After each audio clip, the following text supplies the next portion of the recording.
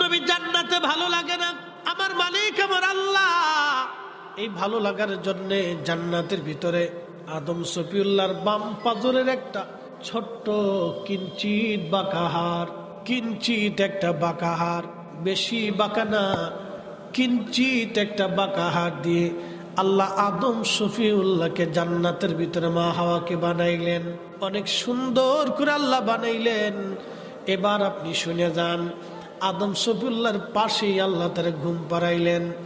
আদম সফিউল্লাহ এবং মা হাওয়া দুইজন পাশাপাশি। আদম আলাইহিস সালামের ঘুম ভেঙে গেল। ঘুম থেকে উঠার পরে দেখলেন খুব সুন্দর একজন নেগেটিভ পর্যায়ের মানুষ আমার পাশে বসে আছে। আদম সফিউল্লাহ তখন ধরতে গেছে, দেখতে গেছে, দেখি এটা আবার কেডা, কে এই লোকটা, কি আল্লাহ আমার জন্য তৈরি করলেন, কি আল্লাহ আমার জন্য বানাইলেন। আল্লাহ তখন ডাক দেখা, আদম দাঁড়াও, অপেক্ষা করো, তোমাকে বিয়ে পড়াইতে হবে। আদম নবী ডাক দেখো, আল্লাহ বিয়ে আবার কি? আদম আলাইহিস সালামকে আল্লাহ বলেন, আদম বিয়েটা শরীয়তের একটা পবিত্র বন্ধন, এই বিবাহ তোমাকে আগে করাইতে হবে। দাঁড়াও, অ্যাটেনশন, আমার দিকে তাকান। এখান থেকে একটা মাসালা আছে। মাসালা কি?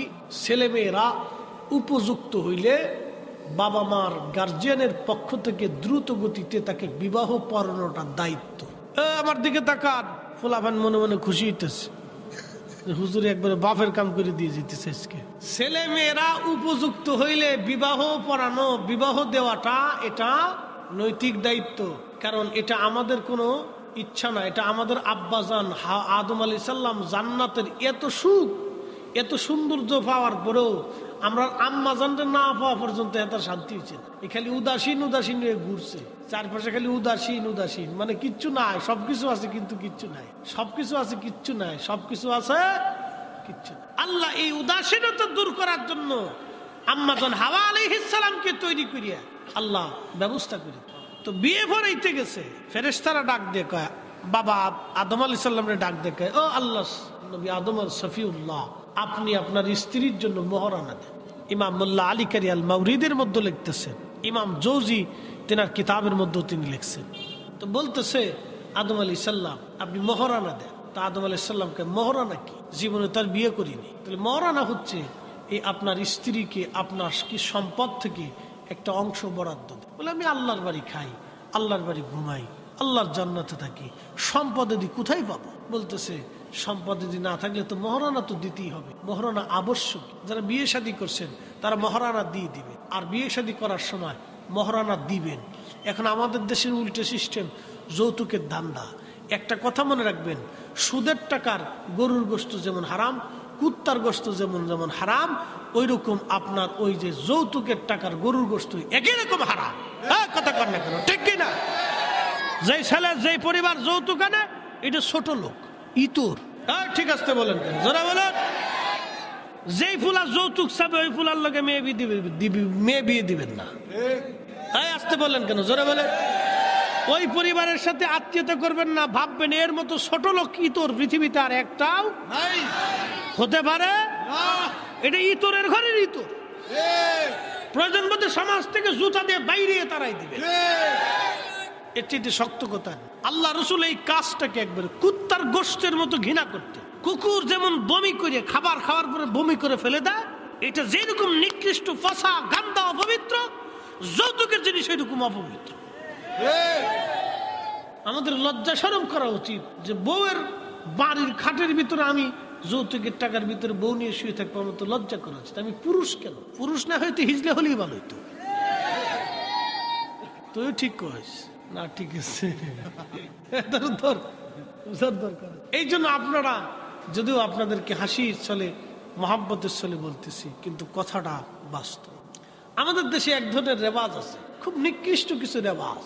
রমজান আসলে মেয়ের বাড়ির পক্ষ থেকে জামাই বাড়ি ছাগল ফাটাইতে হবে, খাবার চাবার ফাটাইতে হবে, এটা সেটা ফাটাইতে হবে। এগুলি কি? এই সমস্ত বেহায়াপনা, না যাই যে কর্মকাণ্ড, কোথার থেকে এগুলি আমদানি হয়েছে?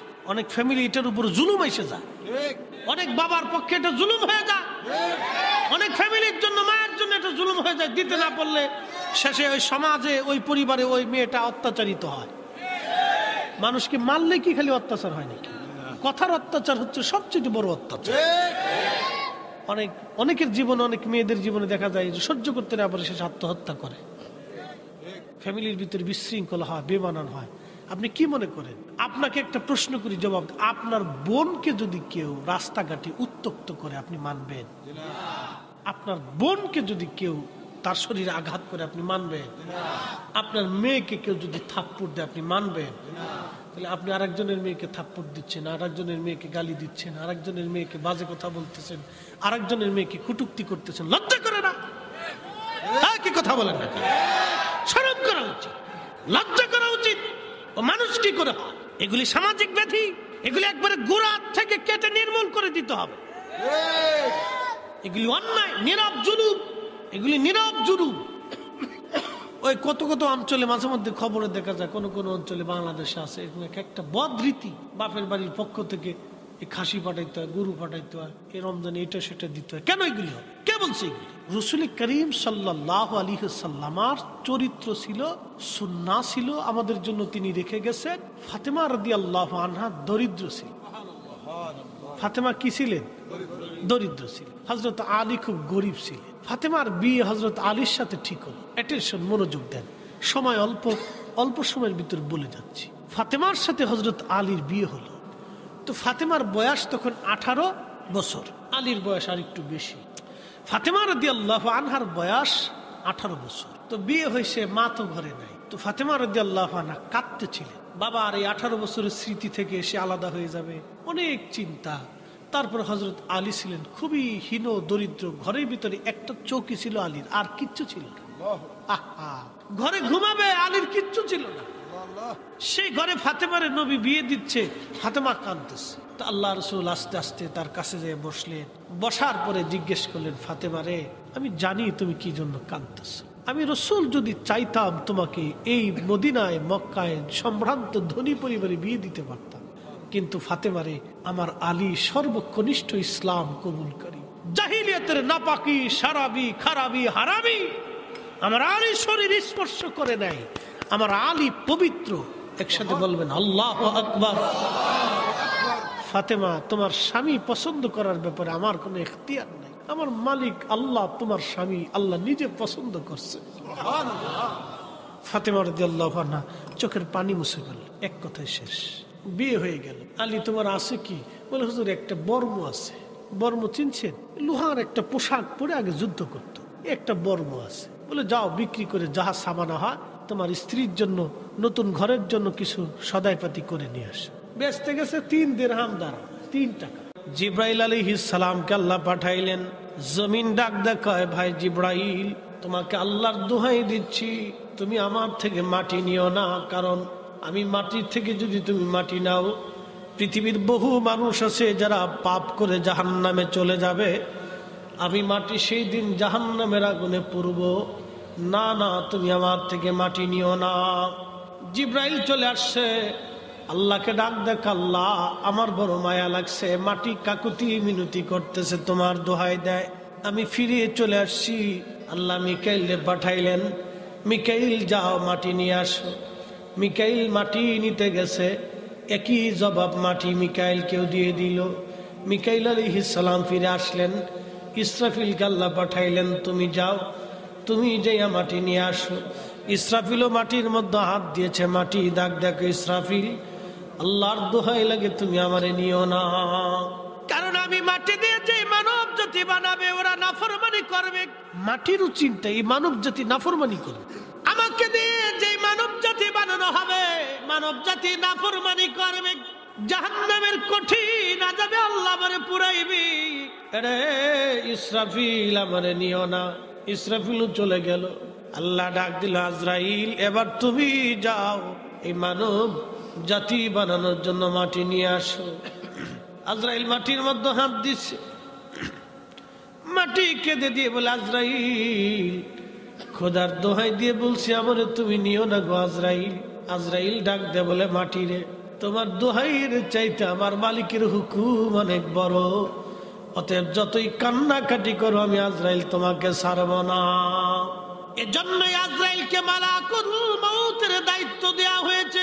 আজরাইল পৃথিবীর সমস্ত জায়গার মাটি নিলেন, এক জায়গার না, বাংলাদেশ থেকে শুরু করে পৃথিবীর সব জায়গার মাটি নিলেন, সব জায়গার মাটি এক জায়গা নিয়ে খামির করলেন, বেহেশতের তাসনিম নদীর পানি দিয়ে খামির বানাইলেন। আদম শফিউল্লাহ আলাইহিস সালাতু ওয়াস সালাম রে জান্নাতের ভিতরে আমার আল্লাহ লাকাদ খালাকনাল ইনসানা ফি আহসানি তাকওয়িম,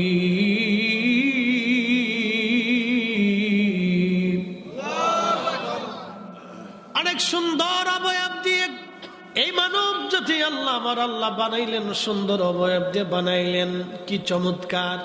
আল্লাহ পাক তিনার ইচ্ছার স্রোত দিয়ে এই মানবরা আল্লাহ বানাইলেন। প্রথম মানবের নাম আদম সফিউল্লাহ, আদম সফিউল্লাহ, আদম সফিউল্লাহ রে আল্লাহ বানাইলেন।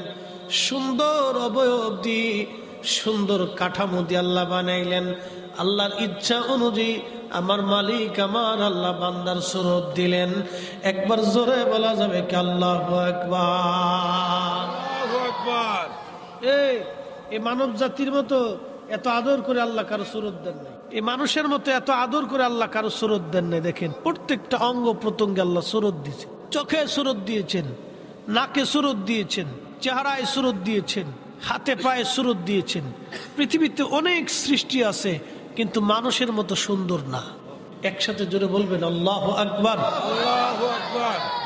চার রঙের মশলা দিয়া যে কইরাছে তোর গঠন, চার রঙের মশলা দিয়া আগুন পানি মাটি বাতাস একই যোগে করিয়া প্রকাশ। আগুন পানি মাটি বাতাস একই যোগে করিয়া প্রকাশ। করলি না তুই দেখলি, দেখলি না তুই কইরা তালাশ, কোন জায়গা তোর মহাজন। চার রঙের মশলা দিয়া যে কইরাছে তোর গঠন, চার রঙের মশলা দিয়া। আগুন পানি মাটি বাতাস, চারটে উপাদান যদি মানুষের শরীরে না থাকে তাহলে মানুষ হতে পারবে না, তার জীবন থাকবে না। খুব মনোযোগ দেন। আল্লাহ বডিটা বানাইলেন সুন্দর করে, চমৎকার বডি আল্লাহ বানাইলেন, অত্যন্ত সুন্দর অবয়ব দিয়ে আল্লাহ বানাইলেন। ফি আই সূরাতিন মা শাআ রাক্কাবাক, আমার মালিক যেইভাবে চাইলেন সেইভাবে আল্লাহ সুরত দিলেন। কারো সুরতের সাথে কারো সুরতের মিল নাই। বর্তমানে পৃথিবীতে মানুষ আছে 800 কোটি। 800 কোটি মানুষের রং 800 কোটি মতো, 800 কোটি মানুষের চেহারা 800 কোটি। আদম শফিউল্লাহ থেকে অদ্যাবধি পর্যন্ত যত মানুষ আসলো গেল, হাজার হাজার কোটি কোটি মানব জাতি আসলো গেল, বাজানো খুব মনোযোগ দিয়ে দেন। কারো চেহারার সাথে কারো চেহারার মিল নাই, কারো নাকের সাথে কারো নাকের মিল নাই, কারো চোখের সাথে কারো চোখের মিল নাই, কারো হাতের সাথে কারো হাতের মিল নাই, কারো স্মৃতির সাথে কারো স্মৃতির মিল নাই, কারো বডির সাথে কারো বডির মিল নাই। একবার জোরে বলেন এই কারিগরের নাম কি? তাহলে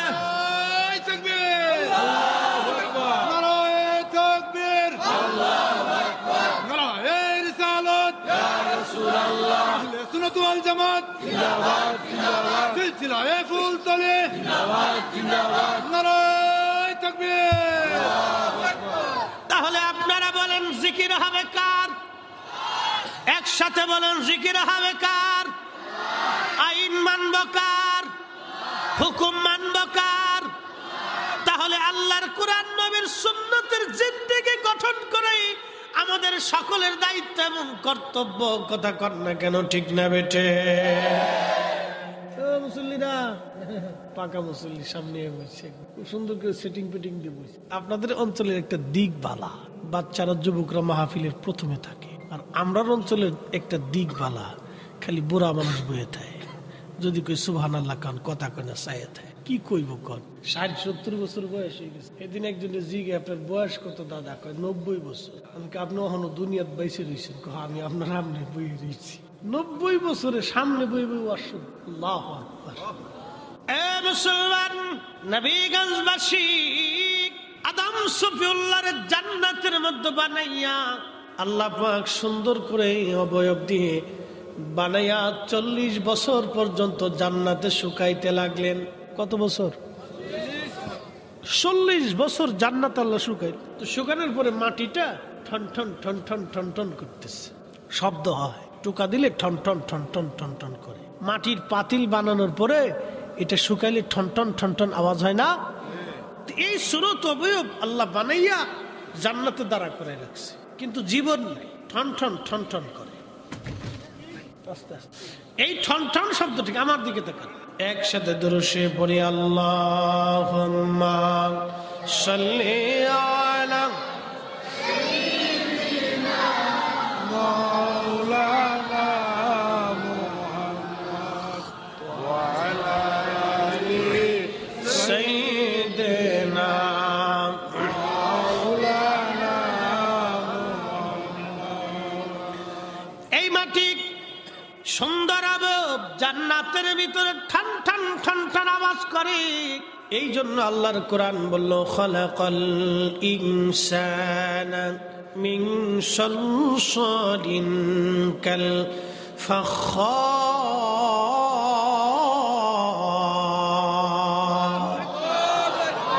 আমি মানুষ বানাইছি ঠন ঠন শক্ত মাটি দিয়া।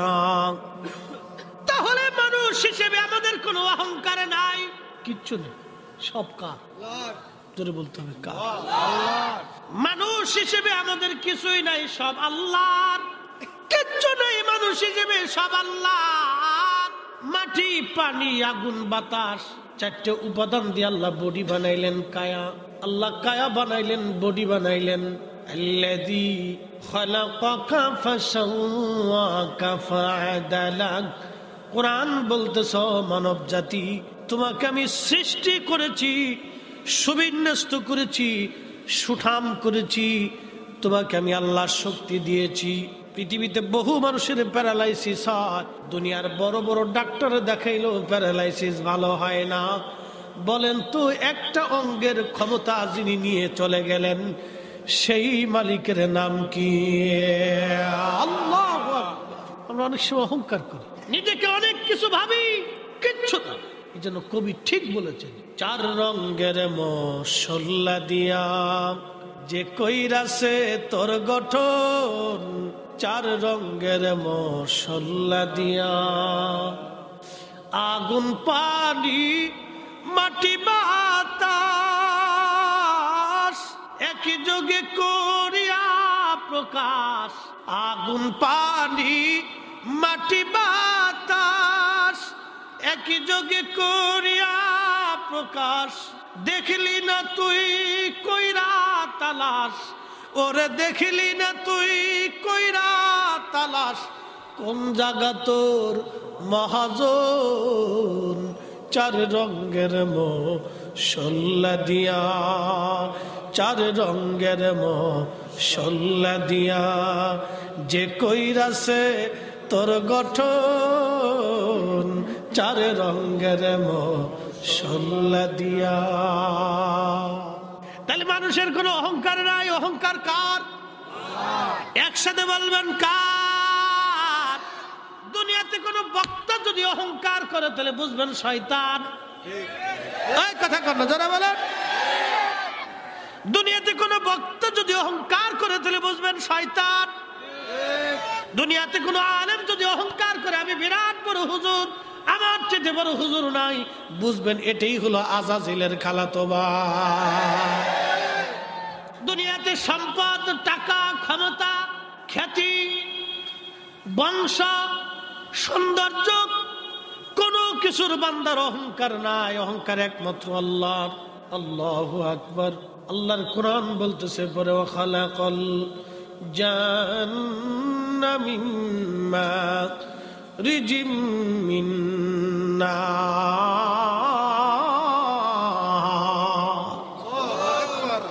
আমি জিনকে বানাইছি আগুনের শিখা দিয়ে।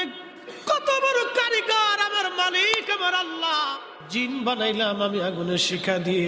মোমবাতি জ্বলে, হলুদ আগুন আসে, এরপরে দেখবেন সবুজ সবুজ আগুন, এরপরে দেখবেন আর একটা আগুন আছে। এই ধোঁয়া ধোঁয়া এই শিখা থেকে আল্লাহ জিন জাতি বানাইলেন। এই জন্য পৃথিবীতে জিন জাতি দেখা যায় না, কিন্তু জিনেরা আওয়াজ শুনে, জিনেরাও নামাজ পড়ে, জিনেদের শরীয়ত আছে, জিনেরাও মাহফিলে জিকির করে, জিনেরাও আমাদের সাথে মুনাজাত ধরে। আপনি দেখেন না, সেটা আপনার চোখের দোষ। কোরআন বলতেছে ওমা খালাকুতুল জিন্না ওয়াল ইনসা ইল্লা লিয়াবুদুন। আমি মানুষ এবং জিন এই দুইটা জাতিকে আমি আল্লাহ আমার ইবাদত করার জন্য দুনিয়াতে পাঠাইছি। একবার জোরে বলা যাবে কি আল্লাহু আকবার। আল্লাহর কোরআন জিনদের সম্পর্কে আরো বলল ফাবি আই আলাই রাব্বিকুমা তুকাইবান।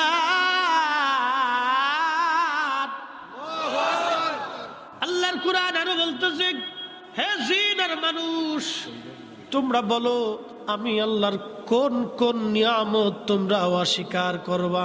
ও মানুষ আর জিন, তোমরা বলো আমি আল্লাহর কোন কোন নিয়ামত তুমি অস্বীকার করবা, কোন কোন নিয়ামত তোমরা অস্বীকার করবা হে মানুষ আর জিন। আল্লাহ গরুকে বলেন নাই, পাখিরে বলেন নাই, আদ-দাওয়াবু বলেন নাই, আর শামসু বলেন নাই, আল কামার বলেন নাই, অন-নুজুম বলেন নাই, অল জিবাল বলেন নাই, ওয়াশ-শাজার বলেন নাই। আল্লাহ মানুষ এবং জিন এই দুইটা জাতির কথা আল্লাহ বললেন। আল্লাহ ডাক দিছে মানুষ আর জিন, তোমরা আমি আল্লাহর কোন কোন নিয়ামতকে তোমরা অস্বীকার করবা তোমরা বলো। আচ্ছা আপনাদেরকে প্রশ্ন করি, জবাব দিবেন। যিনি চোখ দিলেন, চোখে আলো দিলেন, এই আলো যদি আমার মালিক আল্লাহ বন্ধ করে দেন, পৃথিবীর এমন কেউ কি আছে আমার আপনার আলো ফিরিয়ে দিবে?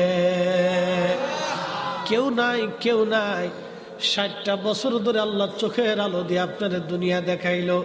আল্লাহ টাকা চাইলো না, পয়সা চাইলো না, ধন চাইলো না, সম্পদ চাইলো না। আল্লাহ একটা জিনিস চেয়েছে, ওয়াশকুরুলি ওয়ালা তাকফুরুন, ওয়াশকুরুলি ওয়ালা তাকফুরুন। বান্দা শুকর আদায় করবে, কফর করবে না। আল্লাহ ডাক দেখে বান্দা কৃতজ্ঞ হবে, অকৃতজ্ঞ হবে না। বান্দা কৃতজ্ঞ হবে, অকৃতজ্ঞ হবে না। কৃতজ্ঞ হবে, অকৃতজ্ঞ হবে না। বাড়িতে কুত্তা পালেন, কুকুর খাইতে দিয়েছেন কি আপনার ঘরের উচ্ছিষ্ট অবশিষ্ট খাবার আপনি তারে খাইতে দিলেন। এই অবশিষ্ট খাবার খাইয়া কুত্তা সারা রাত ঠান্ডার মধ্যে মাটির মধ্যে ঘুমায় আর থর থর থর থর করে কাঁপে। আপনি লাভ কাথা মরে দিয়ে ঘুমাইলেন, কিন্তু সারা রাত আপনার বাড়ির কুত্তা আপনার ঘর পাহারা দিয়েছে, আপনার বাড়ি পাহারা দিয়েছে। আপনার কাছে কম্বল চাই নাই, বিছানা চাই নাই, সম্বল চাই নাই, ব্যাংক অ্যাকাউন্ট চাই নাই, মাসিক বেতন চাই নাই। সামান্য পরিমাণে উচ্ছিষ্ট খাবারের বিনিময়ে সারা রাত্র কুত্তা আপনার পাহারা দিল। আপনার কুকুর আপনার বাড়ি আপনার সাথে নাফরমানি করলো না, বেঈমানি করলো না, সে আপনার পাহারা রেখে দিয়ে চলে গেল না, পালিয়ে গেল না। আপনার দরজা সে সারা রাত পাহারা দিতে লাগলো। আপনার মুরগি পাহারা দিল, গরু পাহারা দিল, ছাগল পাহারা দিল। আপনার সম্পদ সে সারা রাত্র ভরে ভরে এই কুকুর পাহারা দিয়ে দিয়ে পাহারা দিতে লাগলো। একটা কুকুর দুনিয়ার মধ্যে শ্রেষ্ঠ খাবার খাওয়ার পরেও এই কুকুর আপনার সাথে নাফরমানি করে নাই। কিন্তু আপনি মানুষ, আল্লাহ আপনার জন্য আসমানের সূর্য দিলেন, জমিন আল্লাহ শস্য দিলেন, সমুদ্রে মাছ দিলেন, নদীতে পানি দিলেন, গাছে ফল দিলেন, সুন্দর সুন্দর খাবার দিলেন, দেখার জন্য চক্ষু দিলেন, শোনার জন্য কান দিলেন, এবং স্বাদ উপভোগ করার জন্য জিহ্বা দিলেন। আল্লাহ হজম করার জন্য পেট দিয়ে দিলেন, সৌন্দর্য দিলেন, স্ত্রী দিলেন, সন্তান দিলেন, সুখ দিলেন, সংসার দিলেন, দুনিয়া দিলেন। এত কিছু দেওয়ার পরেও মুয়াজ্জিন বলছে হাইয়া আলাস সালাহ,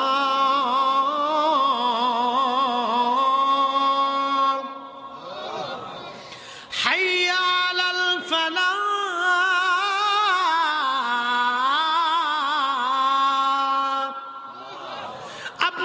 নামাজে গেলেন না, আপনি তখনও সেজদার মধ্যে পড়লেন না, আপনি আসর চলে গেল পড়লেন না, মাগরিব চলে গেল পড়লেন না, এশা চলে গেল পড়লেন না, ফজর চলে গেল আল্লাহর হুকুম আপনি আদায় করলেন না।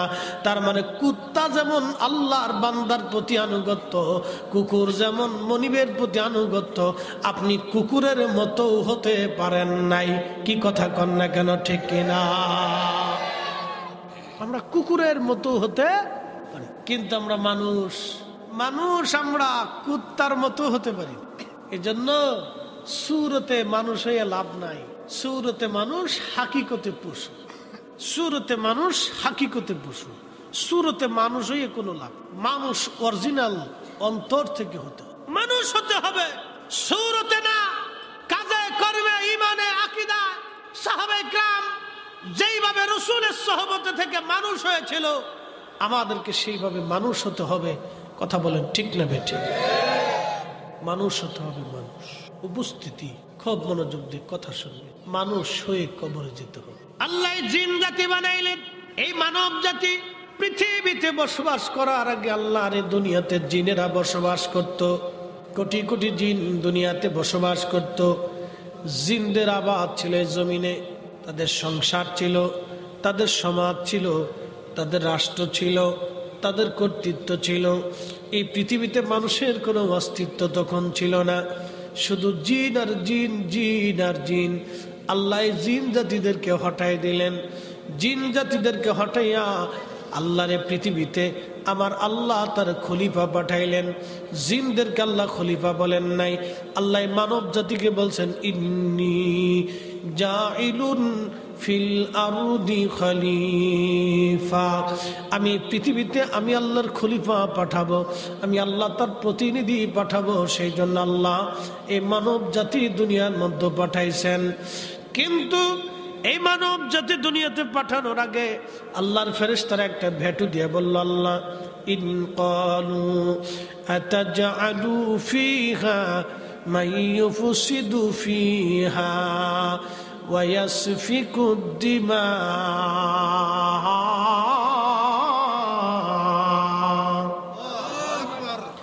আল্লাহ এমন জাতিকে দুনিয়ার মধ্যে পাঠাবেন যারা ফ্যাসাদ বাদাবে। ফ্যাসাদ, অ্যাটেনশন, এই ফ্যাসাদের ব্যাখ্যা করে। ফ্যাসাদ বাদাম, ফেরেশতারা যদি বলতো আল্লাহ নামাজ পড়বে না, রোজা করবে না, জিকির আজগার করতো না, হক হালাল মতো চলতো না, এই কথা ফেরেশতারা বলে। ফেরেশতাদের আপত্তি, আল্লাহ আতাজআলু ফিহা মান ইউফসিদু, এরা দুনিয়াতে যাইয়া শুধু ফ্যাসাদ বাদাবে, বিশৃঙ্খলা করবে, অশান্তি করবে। ঠিক তাই বাংলাদেশের এমন কোনো অঞ্চল নাই, পৃথিবীর এমন কোনো এলাকা নাই যেখানে ফ্যাসাদ না আছে, অশান্তি বিশৃঙ্খলা না আছে। প্রত্যেক গ্রামে গ্রামে অশান্তি। কিছু মানুষ আছে দেখবেন কিলিকবাজ, শুনছেন কিনা, যার নাম চগলখোর। বাংলায় বলে সাধু ভাষায় চগলখোর, আঞ্চলিক ভাষায় বলে কিলিকবাজ। এরা খালি কিলিকবাজি করে বেলা একজনের দোষ আরেকজনের কাছে বলিয়া গ্রামে এলাকায় অশান্তি সৃষ্টি করে মারামারি দাঙ্গা হাঙ্গামা সৃষ্টি করার চেষ্টা করে। কথা কন না কেন, ঠিক না বেঠে? এরা মানুষ হইল কে? এরা মানুষ না হয়ে শিয়াল কুত্তা হলে ভালো হইতো। আচ্ছা আপনারা বলেন, কুত্তার ভিতরে পুলিশ আছে, জোরে কর না কেন, পুলিশ আছে নি? শিয়ালের মধ্যে পুলিশ আছে, বাঘের মধ্যে পুলিশ আছে। এত জাতি আল্লাহ সৃষ্টি করলো, পুলিশ লাগলো না, তো মানুষের লেগে পুলিশ লাগে? কি কথা খারাপ হয়েছে ভাই? মানুষের ভিতরে পুলিশ লাগে কে? কারণটা কি? মানুষ ছাড়াও আরো এত জাতি আল্লাহ বানাইলো, পুলিশ লাগলো না, তো মানুষের মধ্যে পুলিশ লাগে কে? শোনেন, বাংলাদেশে কালকে পুলিশ বাহিনী, আইন শৃঙ্খলা রক্ষাকারী বাহিনীকে যদি সরকার ব্যান করে দেয় যে আমার আর দেশে আইন শৃঙ্খলা রক্ষাকারী বাহিনীর দরকার নাই, এটি সব আমি উঠাই দিলাম, এবার যার যার মতো চলো, তাহলে দেখবেন যে প্রত্যেক এলাকায় খুন খারাপি, মারামারি, কাটাকাটি, দাঙ্গা হাঙ্গামা, অশান্তি বিশৃঙ্খলা একবারে এক মাসের ভিতরে সারা বাংলাদেশে একবারে তুফান উঠে যায়। চোরে চিন্তা করবে সুযোগ একবার পাইছি, ডাকাত চিন্তা করবে যা করে খোদায় ডাকাতি করে সারি, তো নাই কোনো ধরাধরি, জেল জরিমানা, আদালত কিচ্ছু নাই, এবার যে যা পারো করতে থাকো। সারা দেশে একটা বিশৃঙ্খলা লেগে, অথচ সারা পৃথিবীতে মানুষ আছে 800 কোটি। 800 কোটি মানুষ হলে 2-5 কোটি তো কুত্তা আছে। কি কথা কর না, আছে না? নাই, 2-4 কোটি তো কুত্তা সারা পৃথিবীতে আছে। এই মানুষের জন্য জাতিসংঘ আছে, কুত্তার জন্য কোনো জাতিসংঘ নাই। আপনি বুঝেন তো, মানুষের জন্য WHO আছে, বিশ্ব স্বাস্থ্য সংস্থা, কুত্তার জন্য কিছুই নেই। ওর 8টা 10টা করে পোলাপাইন হয়, কিন্তু সিজার করা লাগে। একসাথে বলবেন না আল্লাহু আকবার? না হয়েছে না, আরো জোরে বলেন। 8টা 10টা করে কুত্তার বাচ্চা হইতেছে, কিন্তু কোনো সিজার লাগে না, কিন্তু মানুষের সিজার লাগে। আল্লাহ ওদের জন্য ফাইসালা করে রাখছে। পাখি ডিম পারে। জীবনে দেখছেন কুত্তায় কুত্তায় মারামারি করলে মার্ডার হয়, কিন্তু মানুষ মানুষ মারামারি করলে মার্ডার হয়ে যায়। জীবনে কোনোদিন দেখেন নাই যে ছাগলে ছাগলে মারামারি করে এক ছাগল আর এক ছাগলের মার্ডার করছে? জীবনে দেখেন। কিন্তু মানুষে মানুষে মারামারি করে মার্ডার করে। এই জন্যই ফেরেশতারা বলল, আল্লাহ আতাজালু ফিহা মাইয়ুফসিদু, তুমি এমন এক জাতি কি পাঠাবা যারা দুনিয়াতে যে খালি ফাসাদ বাঁধাবে, অশান্তি করবে, বিশৃঙ্খলা করবে? এই জাতি দুনিয়াতে পাঠাবা তুমি আল্লাহ? ওয়াসফিকুদ দিমা, খুন খারাপি করবে, রক্তপাত করবে। ফেরেশতাদের আপত্তি কিন্তু ঠিক ছিল। তুমি কি এই জাতি দুনিয়াতে পাঠাবা যারা মারামারি করবে, কাটাকাটি করবে, রক্তপাত, অশান্তি সৃষ্টি করবে, বিশৃঙ্খলা করবে? আমি নবী না মানিলাম, কি যে ভুল করিলাম, ভস্মে ঢালিলাম ঘি,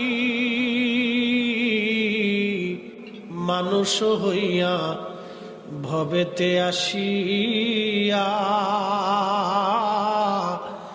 মানুষের করিলাম কি, মানুষ হইয়া ভবেতে আসিয়া মানুষের করিলাম কি। ঘুমাইলে ঘুম থেকে আর উঠবো কিনা গ্যারান্টি নাই। কি বাবা, কথা ঠিক কিনা? ঘুম থেকে উঠবো কোনো গ্যারান্টি আছে? আমার ডায়েরি রমজান পর্যন্ত ফিলাপ, বলেন রমজান পর্যন্ত মাহফিল করার কোনো গ্যারান্টি আমার জীবনে আছে? তারপরও মানুষ আশা আকাঙ্ক্ষায় ফিলাপ দিয়ে রাখে। এটা আশা আকাঙ্ক্ষা, এটা আল্লাহ সৃষ্টি করছে। ঘুম থেকে আমি পৃথিবীতে জেগে থাকবো কোনো গ্যারান্টি নাই। তারপরেও ঘুমানোর আগে মানুষ চিন্তা করে কালকে কার জমি দখল করব। কথা কর না কেন? মানুষ খাওয়ার পরে বেঁচে থাকবে কিনা কোনো গ্যারান্টি নাই। পৃথিবীতে আগামী সন্ধ্যা পর্যন্ত বাঁচবে কিনা গ্যারান্টি নাই। তারপরেও মানুষ ঘুষ খাইয়া অন্যের রক্তগুলি চুষে নিয়ে বিরাট বড় বড় বাড়ি বানানোর চিন্তা করে। মানুষেরা মানুষ, আল্লাহর কসম করে বলি, এরা কোনোদিনও মানুষ হতে পারে না। এরা পশুর চাইতেও নিকৃষ্ট। কথা বলেন ঠিক কিনা? মানুষই না, ও মানুষ হতে পারে না, এই মানুষ না। আল্লাহর কোরআন কত চমৎকার বলল, ইন্না লিল্লাহি ওয়া ইন্না ইলাইহি রাজিউন। আমরা নিশ্চয় কার জন্য, জোরে বলেন, আমরা ফিরে যাব কার কাছে? খাসার ভিতর চিন পাখি কেমনে আসে যায়। এই পাখি কেমনে আসলো গেল কিছুই তো বুঝলাম না। কোনোদিন দেখাও হলো না, কথাও হলো না। এর রং কি, সুরত কি, চেহারা কি কোনোদিন দেখলাম না। আল্লাহর কোরআন বলতেছে, ওয়াস আদুনাকা আনির রূহি কুলির রূহু মিন আমরি রাব্বি।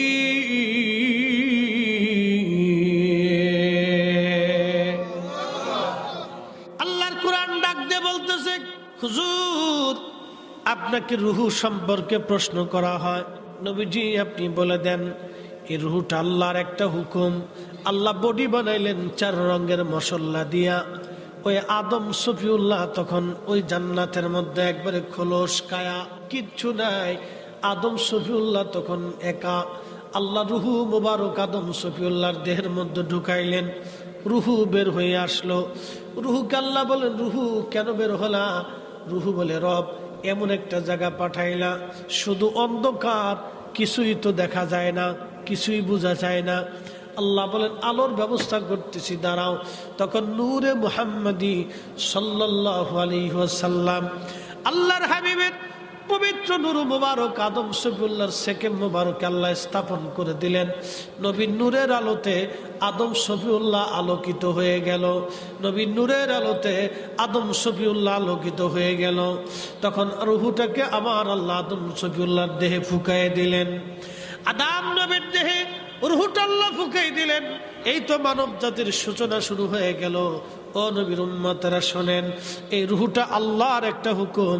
কাফেররা বলল, হুজুর আপনি বলে দেন রুহু আল্লাহ কি দিয়ে বানাইছে, রুহুর রং কি, রুহুর আকার কি, রুহুর আকৃতি কি, রুহু কি রকম, রুহুর ধরন কি, রুহুর ওই হাত পা আছে কিনা, রুহুর চোখ মুখ আছে কিনা, আপনি বলে দেন। আল্লাহ পাক ডাক দিয়ে বলল, হুজুর ওরা আপনাকে নানান প্রশ্ন করবে, আপনি একটা জবাব দেন, কলির রুহু মিন আমরি রাব্বি। এই রুহুটা আল্লাহর একমাত্র হুকুম, হুকুম মোতাবেক আসছে, হুকুম মোতাবেক চলে যাব। খাসার ভিতর চিন পাখি কেমনে আসে যা, আল্লাহর হুকুমে আসছে, আল্লাহর হুকুমে আবার চলে যাবে। এ নবীর উম্মতেরা, যেহেতু হুকুমে আসছি, হুকুমে চলে যাব। যখন হুকুম হবে তখনই চলে যাব। যাবার যেহেতু টাইম নাই, সময় নাই, আল্লাহর কোরআন বলে দিল, আমা তাদরি নাফসুম বিআইয়ি আরদিন তামুত। মানুষ কোথায়, কোন জায়গা, কোন হালতে মারা যাবে আল্লাহ ছাড়া কেউ জানে না। একদিন মাটির ভিতরে হবে ঘর রে, মন আমার কেন বান্ধ দালান ঘর, মন আমার কেন বান্ধ দালান ঘর। যেহেতু দুনিয়ার থেকে কবরে চলে যাওয়াই লাগবে, তারপরও মানুষ জানে আমি আগামী দিন কবরে চলে যাব, তারপরেও অন্যায় ভাবে বিরাট বড় বিল্ডিং প্রাসাদ বানায়। কথা কন না কেন, ঠিক না বেঠে? মানুষ জানে যে আমি আগামী সময় পৃথিবী থেকে কবরে চলে যাব, তারপরও মানুষ ঘুষ খেয়ে বিরাট বড় বাড়ি বানাচ্ছে, রক্ত চুষে নিয়ে বিরাট বড় বাড়ি বানিয়ে ফেলতেছে। বিদেশ নিয়ে নাম দিয়ে এই কোটি কোটি টাকার মালিক হয়ে গেছে। 100 জনের টাকা যদি মেরে দেয় তাহলে মনে করো যে তুই স্যার 5 কোটি টাকার মালিক হয়ে গেল। এরকম বহু আছে বাংলাদেশে, বহু আছে টাকা মেরে দিছে, টাকা মেরে দিয়ে একবারে আপনার এখন বিরাট বড় হাজী সাহেব হয়ে গেছে। সুবহানাল্লাহ তসবিহ জপে, আর এই টুপি সাদা, পাঞ্জাবি সাদা, দাড়ি সাদা, জুব্বা সাদা, লুঙ্গি সাদা, জায়নামাজ সাদা। মসজিদও খুব সুন্দর করে ঢকাল একটা বানাই দিছে। একবারে মসজিদের প্রথম কাতার যে জায়নামাজ বিছাই দিয়ে সেজদার মধ্যে পরে লম্বা হাঁক মারতেছে। শয়তানে হাসে আর কে, উরে দুলা ভাই, উরে দুলা ভাই রে, কত বড় সিটার। হ্যাঁ, আমি 9 লক্ষ বছর আল্লাহরে সেজদা দিছি, জীবনে এরকম সিটারই করিনি। ওর 60 বছরের জীবনে মানুষের এই অর্থ সম্পদ মাইরে দিয়ে, শরীরে সব সাদা বানাই দিয়ে, একবারে বুজুর্গ সেজে দিয়ে সেজদার মধ্যে পরে কি হাঁক মারতেছে, উরে সিটার, তুই আমার সেই তো বিরাট বড় ডিগ্রিওয়ালা সিটার। প্রশ্ন করি, আপনাদেরকে জবাব দিবেন, কেউ যদি শুয়োরের গোশত খাইয়া মাকাম ইব্রাহিমে যে নামাজ পড়ে, নামাজ হবে? একসাথে বলতে হবে। রোজা রাখলে হবে? খিনজিরের গোশত খাইয়া নামাজ পড়লে নামাজ যেমন হয় না, অন্যের সম্পদ মাইরে দিয়ে তাহাজ্জুদ গুজারি হইলেও হবে না। কথা কন না কেন? মসজিদ যদি বানায় দেন তাও কাজ হবে না, কাজ হবে না, কাজ হবে না। বাজানো আল্লাহর পিয়ারা হওয়ার জন্য অর্থ লাগে না, এলেম লাগে না, শাইখুল হাদিস হওয়া লাগে না, মুফতি হওয়া লাগে না, প্রিন্সিপাল হওয়া লাগে না, চ্যান্সেলর হওয়া লাগে না, শিক্ষিত হওয়া লাগে না, ওই চেহারা সুন্দর হওয়া লাগে না, বংশওয়ালা হওয়া লাগে না, জমিওয়ালা হওয়া লাগে না, পয়সাওয়ালা হওয়া লাগে না, কিচ্ছুই লাগে না। আল্লাহর কোরআন একটা উত্তর দিয়ে দিছে, ইন্না আকরামাকুম ইনদাল্লাহি আতকাকুম। আল্লাহর কাছে তারই সম্মান বেশি যার অন্তরে তাকওয়া বেশি, আল্লাহর ভয় বেশি। কথা কন না কেন, ঠিক কিনা? দিন মজুর হতে পারে, আমার দিকে তাকান, দিন মজুর হতে পারে, সারাদিন পরিশ্রম করে 500 টাকা রুজি করে, সারাদিন হাড় ভাঙ্গনি খাটিয়ে 1000 টাকা রুজি করে, সারাদিন হাড় ভাঙ্গা খাটুনি করিয়া 700 টাকা রুজি করে। আছেন এরকম? 500 টাকা রুজি করে সারাদিন পরিশ্রম করছে, সকাল 8টা বেলা মাঠের মধ্যে গেছে, বিকেল বেলা মাঠ থেকে নেমে উঠে আসছে, সারাদিন পরিশ্রম করার বিনিময়ে পারিশ্রমিক পাইল মাত্র 500 টাকা অথবা 700 টাকা। সারাদিন হাড় ভাঙ্গনি খাটিয়া সে 700 টাকা রুজি করলো। এই লোকটা 700 টাকা দিয়ে বাজার করে এনে ওই কোন রকম ডাল ভাত খেয়ে রাত্রিবেলা ঘুমাইছে, আর আরেকজন কলমের খোসা দিয়া ওই 7000 টাকা ঘুষ দিয়াই না গরুর গোশত খাইয়া রাত্রিবেলা ওই গরুর গোশত খাইয়া এশার নামাজ পড়িয়া ঘুমাইছে। আপনারা বলেন তো, যে বেটা 700 টাকা রুজি কইরা হালাল রুজি কইরা ডাল ভাত খেয়ে ঘুমাইলো, আর যে বেটা ডাল ভাত খেয়ে এশার নামাজ পড়ে ঘুমাইলো, আর যে বেটা 7000 টাকা ঘুষ খাইয়া এই গরুর গোশত কিনে না সুন্দর করে ফেরাই করে কালাবোনা কইরা এশার নামাজ ঢক মতো আদায় করে এসে ঘুমাইলো, ও কোটি বছর এশার নামাজ পড়লেও যা না হবে। আল্লাহর বান্দা 700 টাকা হালাল রুজি কইরা ডাল ভাত খায় এশার নামাজ 1 রাকাত 1 ওয়াক্ত নামাজ পড়িয়া ওর 1 ওয়াক্ত নামাজ আর ঘুষ করে 1000 বছরের নামাজের এক পাল্লায় দিলেও ওজনের সমান হবে না। কি কথা কন না কেন? বলেন ঠিক কিনা?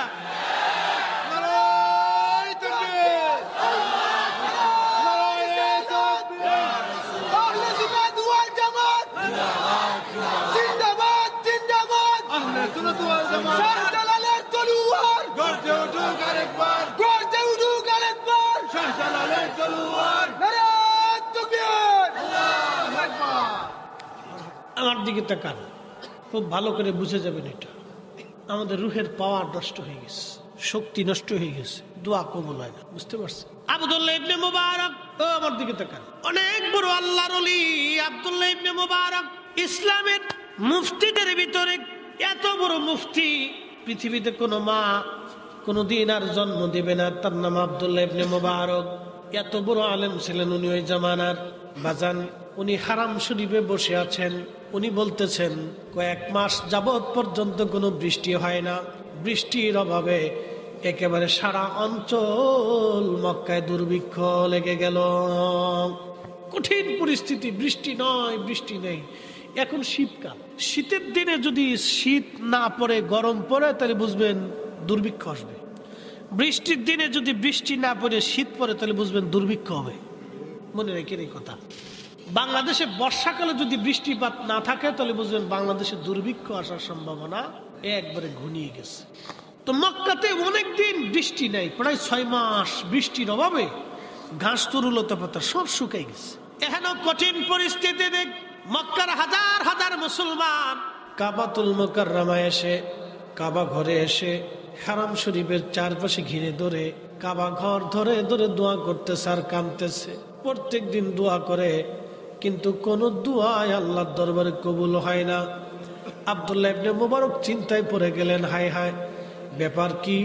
এই জমানায় মুসলমানদের দোয়া যদি কবুল না হয় তাহলে অনেক বড় সর্বনাশ। উনিও কাবা থেকে দূরে, হাতিমে কাবা থেকে দূরে, একটু দূরে চুপচাপ বসে আছে। দেখি আজকে মুসলমানরা জড়ো হয়েছে কাবা শরীফে দোয়া করার জন্য, দেখি আজকে মুসলমানদের দোয়া কবুল হয় কিনা।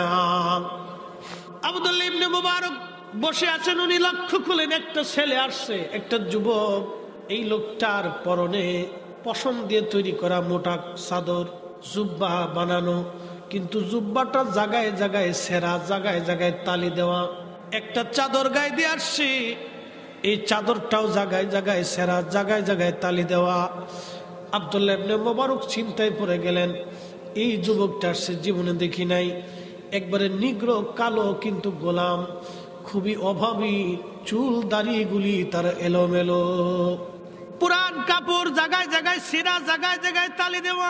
আব্দুল্লাহ ইবনে মুবারক রাহমাতুল্লাহ চিন্তায় পড়ে গেলেন। উনি লক্ষ্য করলেন ওই যুবকটা দূরে বসে চাদরখানা মোড়া দিয়া আল্লাহর দরবারে হাত তুলে কাঁদতে ছাড় বলে, রব, এতদিন আমি আসি নাই, আজকে আসছি, আল্লাহ এক্ষুনি বৃষ্টি দাও, যদি বৃষ্টি না দাও তোমার এই গোলাম এই কাবা থেকে ফিরে যাবে না। একবার জোরে বলা যাবে কি আল্লাহু আকবার। তেলের গাড়ি তেলে চলে,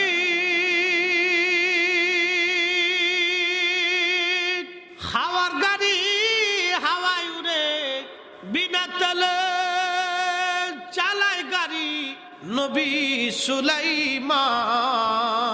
আমরা সেই মুসলমান, আমরা সেই মুসলমান। কি বুঝলেন, কি বুঝলেন সে মুসলমান? হযরত আব্দুল্লাহ ইবনে মুবারক চিন্তায় লক্ষ্য করতেছেন, একদিকে কাবা, অন্যদিকে আল্লাহর বান্দা গোলাম, জীর্ণ শীর্ণ, চুল দাড়িগুলি এলোমেলো, পোশাকগুলি তার ময়লা যুক্ত, আর জুব্বাগুলি তার ছিঁড়া, জায়গায় জায়গায় তালি দেওয়া। ডাক দিয়ে বলতেছে, রব এতদিন আমি তোমার কাছে আসি নাই, আজকে হারামে আসছি, তোমার গোলাম উপস্থিত, আল্লাহ যদি বৃষ্টি না দাও তোমার গোলাম এই দরজা থেকে যাবে না। আল্লাহ এক্ষুনি বৃষ্টি দাও, এখনই দাও আল্লাহ, দেরি করবো না, এক্ষুনি বৃষ্টি দাও আল্লাহ। এইভাবে বিনয়ে বিনয়ে আল্লাহর বান্দা কাঁদতে লাগলো। আব্দুল্লাহ ইবনে মুবারক বললেন, আমি তাকায় দেখি একবার আকাশে, আবার তাকায় দেখি গোলামের দিকে। কিছুক্ষণ পরে দেখলাম আল্লাহর আকাশে কালো মেঘ জমে অঝোর দ্বারায় বৃষ্টি নামা শুরু হয়ে গেল। উনি বলতেছেন, আমি দেখলাম আকাশ থেকে অঝোর ধারায় বৃষ্টি শুরু হয়ে গেল।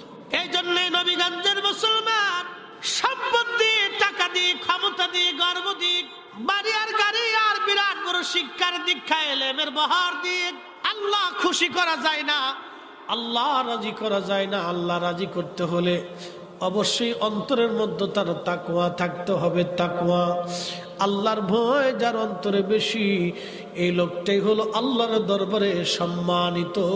সম্মান পাইতে হলে অবশ্যই অন্তরে তাকওয়া লাগবে, তাকওয়া লাগবে বাজান। কোটি কোটি টাকা দিয়ে মসজিদ বানাইলেও লাভ হবে না যদি ওই টাকার মধ্যে হারাম থাকে, হালাল না থাকে। কোটি টাকার মসজিদ বানাইলেও 1 টাকার সওয়াব মিলবে না। আর হালাল টাকা দিয়ে 1 টাকা দিয়ে মসজিদ বানাই দিলেও জান্নাতে প্রাসাদ বানাই দেওয়া হবে। কথা কোন ঠিক কিনা? এই জন্য আমরা যেহেতু মানুষ, অতএব আমাদের কাজ হচ্ছে মানুষের মতো। আমরা যেহেতু মানুষ, আমাদের কাজ আমরা মানুষের মতো করতে হবে। দুনিয়াতে যেটা হক হালাল সেটা আমাদের করতে হবে। আল্লাহর কোরআন বলল, ইন্নাল্লাহা ইয়া'মুরু বিল আদলি ওয়াল ইহসানি ওয়া ইতা'i যিল কুরবা। ইন্নাল্লাহা ইয়া'মুরু বিল আদলি ওয়াল ইহসান। আমি মালিক তোমাদেরকে হুকুম প্রদান করলাম, তোমরা দুনিয়াতে ন্যায় করবা, অন্যায় করবা না, এবং তোমরা ইহসান করবা, দয়া করবা। একবার জোরে বলা যাবে কি আল্লাহু আকবার। লা ইলাহা ইল্লাল্লাহ, জোরে জোরে জোরে, লা ইলাহা ইল্লাল্লাহ, লা ইলাহা হাসিয়া বলে আল্লাহ আল্লাহ, ফেরাউন দিছে কত জ্বালা। আল্লাহ বলেন ও জিবরাইল, আল্লাহ বলেন খুলে দাও জান্নাতের তালা। লা ইলাহা ইল্লাল্লাহ, ও লা ইলাহা ইল্লাল্লাহ, লা ইলাহা ইল্লাল্লাহ, লা ইলাহা ইল্লাল্লাহ, মুহাম্মাদুর রাসূলুল্লাহ সাল্লাল্লাহু আলাইহি ওয়াসাল্লাম। খুব মনোযোগ দেন। আল্লাহ রাব্বুল আলামিন এই মানব জাতিকে জান্নাতের মধ্যে বানাইলেন। আদম শফিউল্লাহ রুহু মুবারক আল্লাহ ফুকায় দিলেন। এই রুহুটাকে ফুকায় দেওয়ার পরে আদম শফিউল্লাহর জীবন ফিরে আসলো। খুব সুন্দর অবয়ব দিয়ে আল্লাহ জান্নাতের ভিতরে আদম শফিউল্লাহকে রাখলেন। আল্লাহ আদর করে এই মানব জাতি আল্লাহ বানাইলেন। আল্লাহর ফেরেশতারা বলল, আল্লাহ দুনিয়াতে ওরা মারামারি করবে, রক্তপাত করবে, অশান্তি করবে, কিন্তু আমার মালিক আমার রব আমার আল্লাহ একটা জবাব দিলেন, ক্বালা ইন্নী আ'লামু মা লা তা'লামুন, আমি যেটা জানি তোমরা সেটা জানো না। এখন প্রশ্ন হলো, আল্লাহ যেটা জানে ফেরেশতারা সেটা জানে না, এটা তো চিরসত্য, কিন্তু আমার আল্লাহ বান্দা দুনিয়াতে বানানোর জন্য, পাঠানোর জন্য কেন এত বদ্ধপরিকর হলেন? কেন আমাদেরকে খলিফা বললেন? কেন আল্লাহর প্রতিনিধি বললেন? কেন আমাদেরকে আল্লাহ সম্মান দিলেন? কারণ কি? এই মানব জাতির ভিতরে আল্লাহ আখিরি নবী পাঠাবে। আরবিতে একটা প্রবাদ আছে, শরফুল মাকিনা ও শরফুল মাকান, শরফুল মাকানে ও শরফুল মাকিন। কিছু জায়গার কারণে মানুষের দাম বাড়ে, কিছু মানুষের কারণে জায়গার দাম বাড়ে। আমার নবীর কারণে মদিনার দাম বাড়ছে, মদিনার কারণে নবীর দাম বাড়ে নাই। আমরা মানব জাতির দাম বাড়ছে নবীর কারণে, মানুষ হওয়ার কারণে নবীর দাম বাড়ে নাই। অনেকে বলবে নবী মাটির মানুষ বিদায় নবীর দাম বাড়ছে। আরে বেটা, কানার ঘরের কানা, এই মাটির মানুষের 4 পয়সাও দাম নাই। যদি এই মাটির মানুষের ভিতরে আল্লাহ আখিরি নবী না পাঠাইতেন, আমাদের নবীকে যদি আল্লাহ জিন জাতির মধ্যে পাঠাইতেন, তাহলে জিন জাতির আশরাফুল মাখলুকাত হতো। আমার নবীকে যদি আল্লাহ ফেরেশতাদের মধ্যে পাঠাইতেন, ওরা আশরাফুল মাখলুকাত হতো। আমার নবীকে যদি আল্লাহ অন্য কোন জাতির মধ্যে পাঠাইতেন, তাহলে সে আশরাফুল মাখলুকাত হতো। মানব জাতির 4 পয়সাও দাম হতো না। এই মানব জাতির ভিতরে আখিরি নবী পাঠানোর জন্য এই মানব জাতির আমার আল্লাহ সর্বশ্রেষ্ঠত্ব দাম দিয়ে বলছেন, খায়রা উম্মাতিন উখরিজাত লিন্নাস,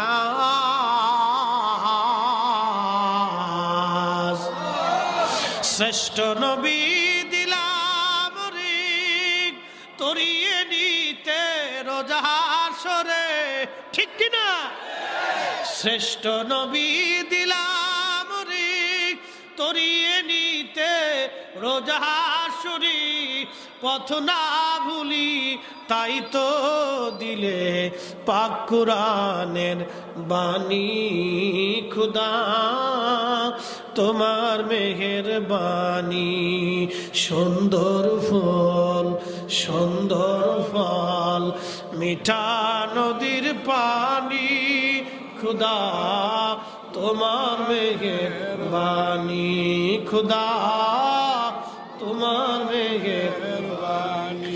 তুমি কতই দিলে রতন ভাই বারাদার পুত্র স্বজন, খুদা পেলি অন্ন জুগাও মানি চাই না মানি, খুদা তোমার মেহেরবানি, খুদা তোমার মেহেরবানি। নবীগঞ্জের মুসলমান, এই জন্য মানব জাতির দাম আমার নবীর কারণে হয়েছে। মানুষের জন্য নবীর দাম বাড়ে নাই, বরং নবীকে মানব জাতির মধ্যে পাঠানোর জন্য এই মানব জাতির দাম আল্লাহর দরবারে, আমাদের তামাম সৃষ্টির মধ্যে মানব জাতির দাম বাড়ছে। বরং নবী মানুষ হওয়ার কারণে মানুষের নবীর দাম বাড়ে নাই, নবীর কারণে মানুষের দাম বাড়ছে। অনেকে উল্টে ব্যাখ্যা করে, নবী মানুষ হয়েছেন বিদায় রসুলের দাম বাড়ছে। এটা কানা, অন্ধ, গান্দা, বুকা, আকল জ্ঞানের ভিতরে কুত্তায় পেশাব করে দিছে। আসতে কইলেন কে? জোরে বলেন। এই বলদ বুঝে নাই। শরফুল মাকিন ও শরফুল মাকান, শরফুল মাকানে ও শরফুল মাকিন। এ বাবা, আমার দিকে তাকান। এই সৌদি আরবে হজ করতে গেছেন বা ওমরা করতে গেছেন বা চাকরি করছেন মদিনাতে, মক্কা আশেপাশে, কারা আছেন একটু হাত উঁচা করেন তো? মাশাআল্লাহ, এই 2-4-5 জন আমরা আসি তো, খুব মনোযোগ দিন। এই মদিনার থেকে বদরে যাওয়ার সময় বা বদর থেকে মদিনাতে আসার সময় একটা এলাকা আছে বীর শেফা। বীর শেফা, এই কুয়ার পানি 70 জন নবী পান করছে। একসাথে বলবেন না মারহাবা? কতজন নবী? 70 জন। 100 বছর করে ধরেন, 100 বছর করে ধরেন, এক একজন নবীর জিন্দিগি 100 বছর করে ধরেন, তাহলে 70 জনে কত বছর হলো? 70 তার মানে 7,000 বছর ধরে এই মিনিমাম এই কুয়াটা চলমান। কত হাজার বছর? 7,000 বছর মিনিমাম এই কুয়ার বয়স। আর এখন আরো 1,000 বছর 1,500 বছর বাড়েছে, তাহলে মোটামুটি 8,000 বছর বা 9,000 বছরের মতোই কুয়ার বয়স এখন বর্তমান রানী। আল্লাহ নবী সাহাবে کرام নিয়ে যখন বদরের যুদ্ধ শেষ করে আসতেছিল, তখন আসার সময় ওই সাহাবে کرام ওখানে হোল্ড করলেন, রাত্রি যাপনের জন্য তাবু গাড়লেন, বিশ্রাম করবেন। সাহাবে کرام এসে বললেন, হুজুর কুয়ার পাশে তো আসছি কিন্তু পানি তো নেই। আল্লাহ রসুল হেঁটে হেঁটে আসলেন, কুয়ার পাশে এসে নবীজির পবিত্র থুতু মোবারক কুয়ার মধ্যে নিক্ষেপ করলেন। থুতু মোবারক পাওয়ার সাথে সাথে কুয়ার নিচ থেকে পানি উঠে উঠে উঠে উঠে কুয়া ভরে গেল। আর একটু জোরে, কি বুঝলেন? কুয়া দিয়ে নবী না নবী দিয়ে কুয়া? জোরে বলেন না। জমজম দিয়ে নবী না নবী দিয়ে জমজম? কাবা দিয়ে নবী না নবী দিয়ে কাবা? কথা কর না কেন, জোরে বলেন। কাবা দিয়ে নবী না নবী দিয়ে কাবা? কাবার কারণে নবীর দাম বাড়ছে না নবীর কারণে কাবার দাম বাড়ছে? নবীর কারণে বুঝে গেছে। লা উকসিমু বিহাদাল বালাদি ওয়া আনতা হিল্লুম বিহাদাল বালাদ। ও নবী, এই বাক্কার কসম করি, এই শহরের কসম করি, কারণ আপনি শহরে বেলাদাত হয়েছে, আপনি জন্ম নিয়েছেন, এজন্য শহরের কসম করতেছি। একসাথে বলা যাবে না মারহাবা?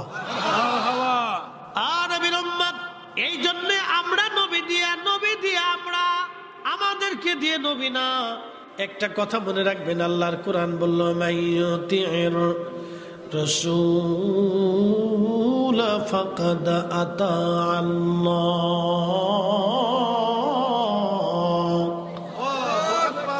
আল্লাহ বলেন, যদি আমাকে পাইতে চাও আগে নবী পাও। নবী মানলে আল্লাহ মানা হয়। কোরআনের আয়াতে আল্লাহ বলেন, আমার হাবিব মানলে আল্লাহ মানা হয়। নবী মানলে আল্লাহ মানা হয়। নবী মানলে আল্লাহ মানা হয়। নবী মানলে আল্লাহ মানা হয়। নবী খুশি করলে আল্লাহ খুশি করা হয়। নবীকে মোহাব্বত করলে আল্লাহকে মোহাব্বত করা হয়। নবী তাজিম করলে আল্লাহ তাজিম করা হয়। নবীর দল করলে আল্লাহর দল হয়। এই জন্য কবরে নামানোর সময় বলা হয়, বিসমিল্লাহি ওয়া আলা মিল্লাতি রাসূলিল্লাহ। তোমাকে নবীর দলে কবরে নামানো হলো।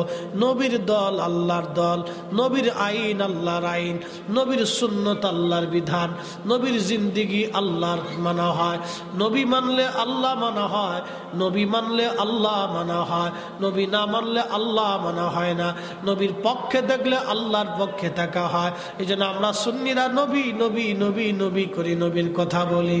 আর আমাদেরকে অনেক বেড়া বেদাতি বেদাতি বলে গালি দেয়। তোমরা যতই বেদাতি বলো কাজ হবে না। আমরা সুন্নিরা নবীর পক্ষ কোনোদিন ছাড়ব না। কথা কন ঠিক কিনা?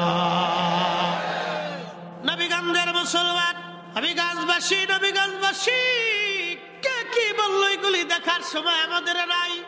আমার রসুলের পরিচয় 1 আর 2 দিনের পরিচয় না। জান্নাতের ভিতরে আদম শফিউল্লাহকে আল্লাহ বানাইলেন। মনোযোগ, আদম শফিউল্লাহ জান্নাতে কোনোদিন কোন চোখ সেই জান্নাতের সৌন্দর্য উপলব্ধি করতে পারে নাই। যে জান্নাত দেখে নাই সে চোখ জান্নাতের সৌন্দর্য বুঝবে না। যে হৃদয় জান্নাত দেখে নাই সে হৃদয়ে জান্নাতের নিয়ামতের উপলব্ধি আসবে না। এই জন্য জান্নাত এত সুন্দর, জান্নাত আল্লাহ এত সুন্দর করে বানাইছে। এই সৌন্দর্য যে না দেখছে সে কোনোদিন বুঝবে না। এই জান্নাতে আল্লাহ আমাদেরকে দিবেন। আদম নবীর জান্নাতের ভিতরে কিন্তু একা একা ভালো লাগে না। এত সুন্দর জান্নাত পরে আমরার আব্বা আদম আলাইহিস সালাম জান্নাতের ভিতরে ভালো লাগে না। আদম আলাইহিস সালাম জান্নাতের মধ্যে ভালো লাগে না। আদম আলাইহিস সালাম ভালো লাগে না। এই জন্য মানুষ একটা প্রবাদ বলে, man can not live alone. মানুষ একাকী বাস করতে পারে না। আদম নবী আলাইহিস সালাম জান্নাতের মধ্যে কিন্তু ভালো লাগে না। আদম নবী জান্নাতে ভালো লাগে না। আমার মালিক আমার আল্লাহ এই ভালো লাগার জন্য জান্নাতের ভিতরে আদম শফিউল্লাহর বাম পাজরের একটা ছোট্ট কিঞ্চিত বাঁকাহার, কিঞ্চিত একটা বাঁকাহার, বেশি বাঁকা না, কিঞ্চিত একটা বাঁকা হাত দিয়ে আল্লাহ আদম শফিউল্লাহকে জান্নাতের ভিতরে মা হাওয়াকে বানাইলেন। অনেক সুন্দর করে আল্লাহ বানাইলেন। এবার আপনি শুনে যান, আদম শফিউল্লাহর পাশেই আল্লাহ তারা ঘুম পাড়াইলেন। আদম শফিউল্লাহ এবং মা হাওয়া দুইজন পাশাপাশি। আদম আলাইহিস সালামের ঘুম ভেঙে গেল। ঘুম থেকে উঠার পরে দেখলেন খুব সুন্দর একজন নেগেটিভ পর্যায়ের মানুষ আমার পাশে বসে আছে। আদম শফিউল্লাহ তখন ধরতে গেছে, দেখতে গেছে, দেখি এটা আবার কেডা, কে এই লোকটা, কি আল্লাহ আমার জন্য তৈরি করলেন, কি আল্লাহ আমার জন্য বানাইলেন। আল্লাহ তখন ডাক দেখা, আদম দাঁড়াও, অপেক্ষা করো, তোমাকে বিয়ে পড়াইতে হবে। আদম নবী ডাক দেখো, আল্লাহ বিয়ে আবার কি? আদম আলাইহিস সালামকে আল্লাহ বলেন, আদম বিয়েটা শরীয়তের একটা পবিত্র বন্ধন, এই বিবাহ তোমাকে আগে করাইতে হবে, দাঁড়াও। অ্যাটেনশন, আমার দিকে তাকান। এখান থেকে একটা মাসালা আছে। মাসালা কি? ছেলেমেয়েরা উপযুক্ত হইলে বাবা মার গার্জিয়ানের পক্ষ থেকে দ্রুত গতিতে তাকে বিবাহ পড়ানোটা দায়িত্ব। আমার দিকে তাকান। ফুলাফান মনে মনে খুশি হইতেছে, হুজুর একবারে বাপের কাম করে দিয়ে যেতেছে আজকে। ছেলে মেয়েরা উপযুক্ত হইলে বিবাহ পড়ানো, বিবাহ দেওয়াটা এটা নৈতিক দায়িত্ব। কারণ এটা আমাদের কোনো ইচ্ছা না, এটা আমাদের আব্বাজান আদম আলাইহিস সালাম জান্নাতের এত সুখ, এত সৌন্দর্য পাওয়ার পরেও আমরা আম্মা জানতে না পাওয়া পর্যন্ত এত শান্তি হয়েছে। খালি উদাসীন উদাসীন হয়ে ঘুরছে চারপাশে, খালি উদাসীন উদাসীন, মানে কিচ্ছু নাই, সবকিছু আছে কিন্তু কিচ্ছু নাই, সবকিছু আছে কিচ্ছু নাই, সবকিছু আছে কিচ্ছু। আল্লাহ এই উদাসীনতা দূর করার জন্য আম্মা জান হাওয়া আলাইহিস সালামকে তৈরি করিয়া আল্লাহ ব্যবস্থা করে। তো বিয়ে পড়াইতে গেছে, ফেরেশতারা ডাক দিয়ে কয়, বাবা আদম আলাইহিস সালামরে ডাক দিয়ে কয়, ও আল্লাহ নবী আদম আর শফিউল্লাহ, আপনি আপনার স্ত্রীর জন্য মোহরানা দেন। ইমাম মোল্লা আলী কারি আল মাওরিদের মধ্যে লিখতেছেন, ইমাম জৌজি তেনার কিতাবের মধ্যেও তিনি লিখছেন। তো বলতেছে আদম আলাইহিস সালাম আপনি মোহরানা দেন। তা আদম আলাইহিস সালামকে মোহরানা কি? জীবনে তার বিয়ে করিনি। তাহলে মোহরানা হচ্ছে এই আপনার স্ত্রীকে আপনার কি সম্পদ থেকে একটা অংশ বরাদ্দ দেন। বলে আমি আল্লাহর বাড়ি খাই, আল্লাহর বাড়ি ঘুমাই, আল্লাহর জান্নাতে থাকি, সম্পদ যদি কোথায় পাবো? বলতেছে সম্পদ যদি না থাকলে তো মহারানা তো দিতেই হবে, মহারানা আবশ্যক। যারা বিয়ে শাদী করছেন তারা মহারানা দিয়ে দিবে, আর বিয়ে শাদী করার সময় মহারানা দিবেন। এখন আমাদের দেশের উল্টো সিস্টেম, যৌতুকের ধান্দা। একটা কথা মনে রাখবেন, সুদের টাকার গরুর গোশত যেমন হারাম, কুত্তার গোশত যেমন যেমন হারাম, ওই রকম আপনার ওই যে যৌতুকের টাকার গরুর গোশত একই রকম হারাম। কথা কর না কেন, ঠিক কিনা? যেই ছেলে যেই পরিবার যৌতুক আনে এটা ছোট লোক, ইতর। ঠিক আছে বলেন কেন, যারা বলেন যেই ফুলা যৌতুক চাবে ওই ফুলার লোকে মেয়ে বিয়ে দিবেন না। আসতে বলেন কেন, যারা বলেন ওই পরিবারের সাথে আত্মীয়তা করবেন না। ভাববেন এর মতো ছোট লোক ইতর পৃথিবীতে আর একটাও হতে পারে। এটা ইতরের ঘরের ইতর। প্রয়োজন বোধে সমাজ থেকে জুতা দিয়ে বাইরে তারাই দিবে। এর চেয়ে শক্ত কথা। আল্লাহ রসুল এই কাজটাকে একবারে কুত্তার গোশতের মতো ঘৃণা করতে। কুকুর যেমন বমি করে খাবার খাওয়ার পরে বমি করে ফেলে দেয়, এটা যেরকম নিকৃষ্ট, ফসা, গান্দা, অপবিত্র, যৌতুকের জিনিস সেরকম অপবিত্র। আমাদের লজ্জা শরম করা উচিত যে বউয়ের বাড়ির খাটের ভিতরে আমি যৌতুকের টাকার ভিতরে বউ নিয়ে শুয়ে থাকবো, আমার তো লজ্জা করা উচিত। আমি পুরুষ কেন? পুরুষ না হয়তো হিজলে হলেই ভালো হইতো। তুই ঠিক করিস না, ঠিক আছে। এই জন্য আপনারা, যদিও আপনাদেরকে হাসির ছলে মহাব্বতের ছলে বলতেছি, কিন্তু কথাটা বাস্তব। আমাদের দেশে এক ধরনের রেওয়াজ আছে, খুব নিকৃষ্ট কিছু রেওয়াজ। রমজান আসলে মেয়ের বাড়ির পক্ষ থেকে জামাই বাড়ি ছাগল ফাটাইতে হবে, খাবার চাবার ফাটাইতে হবে, এটা সেটা ফাটাইতে হবে। এগুলি কি? এই সমস্ত বেহাপনা না যাই যে কর্মকাণ্ড, কোথার থেকে এগুলি আমদানি হয়েছে? অনেক ফ্যামিলি এটার উপর জুলুম এসে যায়, অনেক বাবার পক্ষে এটা জুলুম হয়ে যায়, অনেক ফ্যামিলির জন্য, মায়ের জন্য এটা জুলুম হয়ে যায়। দিতে না পারলে শেষে ওই সমাজে, ওই পরিবারে ওই মেয়েটা অত্যাচারিত হয়। মানুষকে মারলে কি খালি অত্যাচার হয় নাকি? কথার অত্যাচার হচ্ছে সবচেয়ে বড় অত্যাচার। অনেকের জীবনে, অনেক মেয়েদের জীবনে দেখা যায় যে সহ্য করতে না পারে শেষে আত্মহত্যা করে। ফ্যামিলির ভিতরে বিশৃঙ্খলা হয়, বেমানান হয়। আপনি কি মনে করেন? আপনাকে একটা প্রশ্ন করি, জবাব। আপনার বোনকে যদি কেউ রাস্তাঘাটে উত্ত্যক্ত করে আপনি মানবেন? আপনার বোনকে যদি কেউ তার শরীরে আঘাত করে আপনি মানবেন? আপনার মেয়েকে কেউ যদি থাপ্পড় দেয় আপনি মানবেন? তাহলে আপনি আরেকজনের মেয়েকে থাপ্পড় দিচ্ছেন, আরেকজনের মেয়েকে গালি দিচ্ছেন, আরেকজনের মেয়েকে বাজে কথা বলতেছেন, আরেকজনের মেয়েকে কটূক্তি করতেছেন। লজ্জা করে না? কি কথা বলেন না? শরম করা উচিত, লজ্জা করা উচিত। ও মানুষ কি করে হয়? এগুলি সামাজিক ব্যাধি, এগুলি একবারে গোড়া থেকে কেটে নির্মূল করে দিতে হবে। এগুলি অন্যায়, নীরব জুলুম, এগুলি নীরব জুলুম। ওই কত কত অঞ্চলে মাঝে মধ্যে খবরে দেখা যায়, কোন কোন অঞ্চলে বাংলাদেশে আছে এরকম একটা বদ রীতি, বাপের বাড়ির পক্ষ থেকে এই খাসি পাঠাইতে হয়, গরু পাঠাইতে হয়, এই রমজানে এটা সেটা দিতে হয়। কেন এগুলি হয়? কে বলছে এগুলি? রাসূল করিম সাল্লাল্লাহু আলাইহি ওয়াসাল্লামের চরিত্র ছিল, সুন্নাহ ছিল, আমাদের জন্য তিনি রেখে গেছেন। ফাতেমা রাদিয়াল্লাহু আনহা দরিদ্র ছিল। ফাতেমা কি ছিলেন? দরিদ্র ছিলেন। হযরত আলী খুব গরিব ছিলেন। ফাতেমার বিয়ে হযরত আলীর সাথে ঠিক হলো। অ্যাটেনশন, মনোযোগ দেন, সময় অল্প, অল্প সময়ের ভিতর বলে যাচ্ছি। ফাতেমার সাথে হযরত আলীর বিয়ে হলো। তো ফাতেমার বয়স তখন 18 বছর, আলীর বয়স আর একটু বেশি। ফাতেমা রাদিয়াল্লাহু আনহার বয়স 18 বছর। তো বিয়ে হয়েছে, মা তো ঘরে নাই। তো ফাতেমা রাদিয়াল্লাহু আনহা কাঁদতেছিলেন, বাবা আর এই 18 বছরের স্মৃতি থেকে এসে আলাদা হয়ে যাবে, অনেক চিন্তা। তারপর হযরত আলী ছিলেন খুবই হীন দরিদ্র, ঘরের ভিতরে একটা চৌকি ছিল আলীর, আর কিচ্ছু ছিল না। ঘরে ঘুমাবে, আলীর কিচ্ছু ছিল না। সেই ঘরে ফাতেমারে নবী বিয়ে দিচ্ছে, ফাতেমা কাঁদতেছে। তো আল্লাহ রাসূল আস্তে আস্তে তার কাছে যেয়ে বসলেন। বসার পরে জিজ্ঞেস করলেন, ফাতেমা রে, আমি জানি তুমি কি জন্য কাঁদতেছো। আমি রাসূল যদি চাইতাম তোমাকে এই মদিনায় মক্কায় সম্ভ্রান্ত ধনী পরিবারে বিয়ে দিতে পারতাম, কিন্তু ফাতেমা রে, আমার আলী সর্বকনিষ্ঠ ইসলাম কবুলকারী, জাহিলিয়াতের নাপাকি শারাবি খারাবি হারামি আমার আলী শরীর স্পর্শ করে নাই। আমার আলী পবিত্র। একসাথে বলবেন আল্লাহু আকবার। ফাতেমা, তোমার স্বামী পছন্দ করার ব্যাপারে আমার কোনো এখতিয়ার নাই, আমার মালিক আল্লাহ, তোমার স্বামী আল্লাহ নিজে পছন্দ করছে। ফাতেমা রাদিয়াল্লাহু আনহা চোখের পানি মুছে গেল। এক কথায় শেষ, বিয়ে হয়ে গেল। আলী, তোমার আছে কি? বলে, হুজুর একটা বর্ম আছে। বর্ম চিনছেন? লোহার একটা পোশাক পরে আগে যুদ্ধ করতো, একটা বর্ম আছে। বলে, যাও বিক্রি করে যাহা সামানা হয় তোমার স্ত্রীর জন্য, নতুন ঘরের জন্য কিছু সদাইপাতি করে নিয়ে আসে। বেচতে গেছে 3 দিরহাম দ্বারা, 3 টাকা।